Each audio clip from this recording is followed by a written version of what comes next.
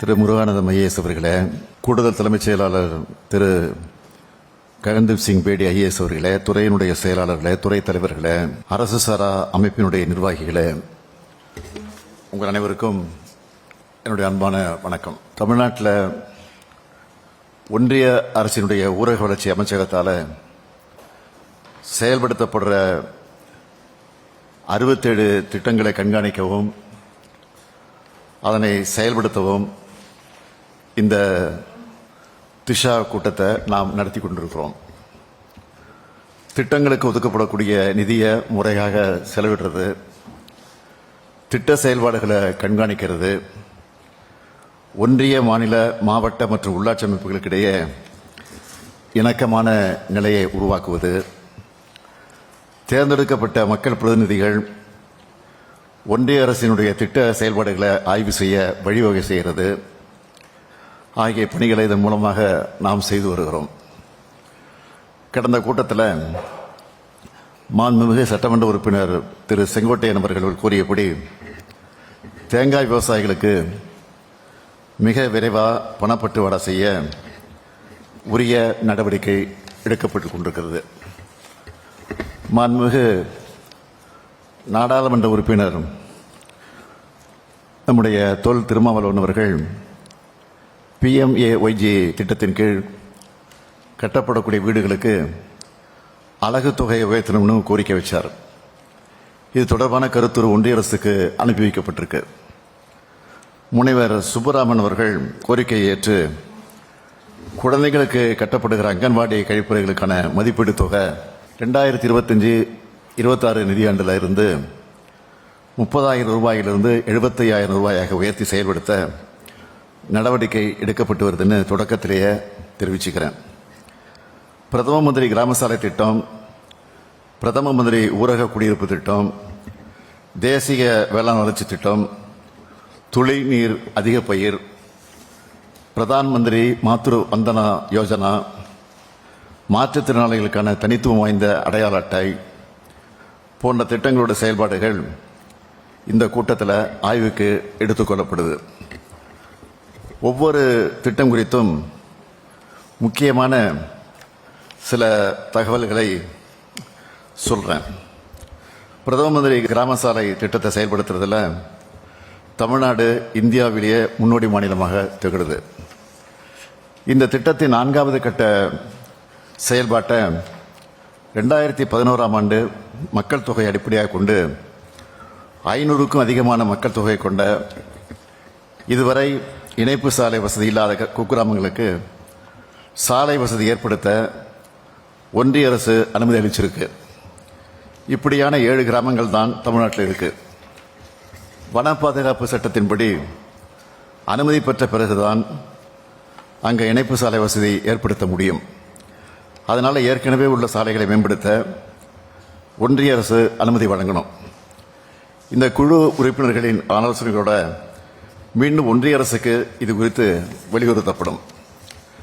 பிரதம மந்திரி ஊரக குடியிருப்பு திட்டத்தை எடுத்துக்கிட்டால் ஒரு வீட்டுக்கான அலகு தொகை 1,20,000 ரூபாய். ஒன்றிய அரசு 72,000 ரூபாயும் மாநில அரசு 48,000 ரூபாயும் வழங்கிட்டு வர நிலையில் மாநில அரசு கூடுதலாக 1,20,000 ரூபாயை மேற்கூரை அமைக்க வழங்கி வருது.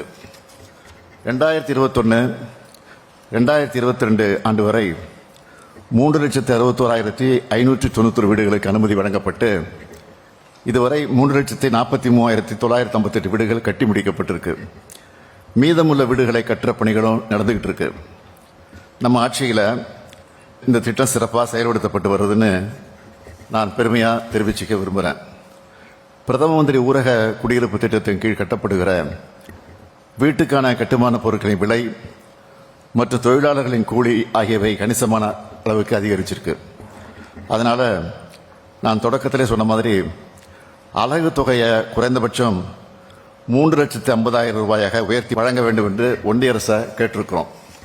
ஆனால் இன்னும் எந்த பதிலும் வரல.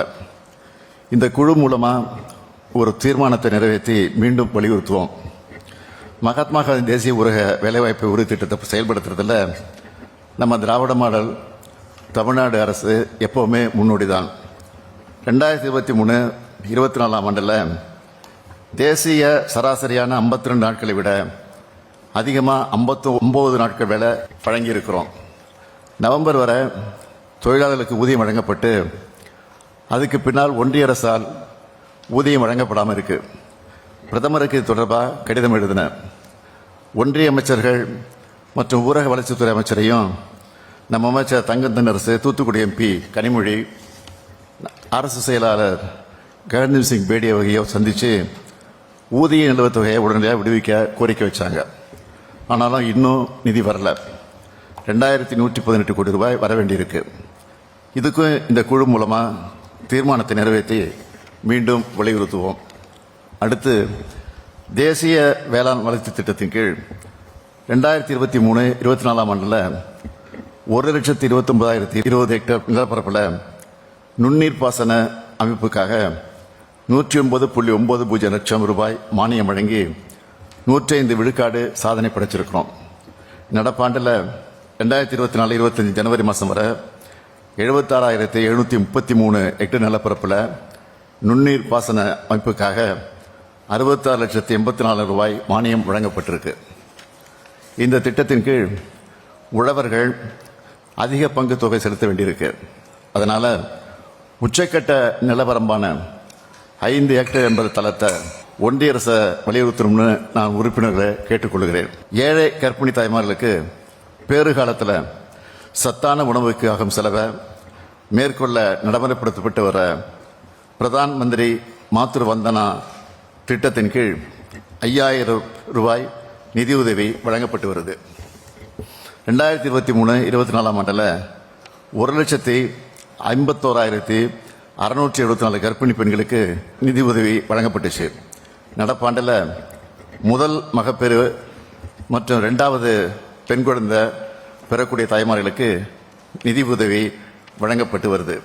அடுத்து, மாற்றுத்திறனாளிகளுக்கான தனித்துவம் வாய்ந்த அடையாள அட்டை வழங்கும் திட்டத்தின் கீழ் மாற்றுத்திறனாளி என்பதற்கான மருத்துவ சான்றிதழ் பெறவும் அரசின் நலத்திட்டங்களை அவங்களுக்கு எளிமையாக கொண்டு செல்லவும் இந்தியா முழுமையும் செல்லுபடியாகிற தனித்துவம் வாய்ந்த அடையாள அட்டை வழங்கக்கூடிய திட்டம் செயல்படுத்தப்பட்டு வருது.